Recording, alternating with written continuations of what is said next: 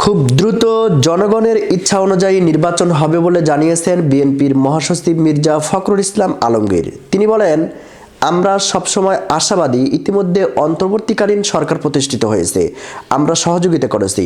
আমরা আশা করি খুব দ্রুত জনগণের ইচ্ছা অনুযায়ী একটি নির্বাচনের ব্যবস্থা হবে।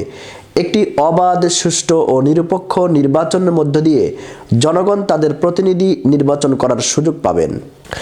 শনিবার 14 ডিসেম্বর সকালে মিরপুর শহীদ বুদ্ধিজীবী কবরস্থানে বুদ্ধিজীবীদের প্রতি শ্রদ্ধা নিবেদন শেষে তিনি সাংবাদিকদের এসব কথা বলেন। বিএনপি মহাসচিব বলেন, আজকের এই দিনে আমরা শপথ গ্রহণ করেছি। বাংলাদেশের মানুষ 1971 সালে যে কারণে যুদ্ধ করেছিল, একটা স্বাধীন, গণতান্ত্রিক ও সমৃদ্ধ বাংলাদেশ বিনির্মাণের জন্য। এটি হয়েছিল শহীদ প্রেসিডেন্ট জিয়াউর রহমানের মুক্তিযুদ্ধ ঘোষণার মধ্য দিয়ে। তিনি বলেন, 36 জুলাই বা 5 আগস্ট ফ্যাসিস্ট শক্তিকে পরাজিত করে নতুন সুযোগ সৃষ্টি করেছে। এই সুযোগে সম্পূর্ণ সদ্ব্যবহার করে আমরা বাংলাদেশকে একটি সত্যিকার অর্থেই গণতান্ত্রিক রাষ্ট্র, আধুনিক রাষ্ট্র, একটি বৈষম্যহীন রাষ্ট্র প্রতিষ্ঠা করতে চাই।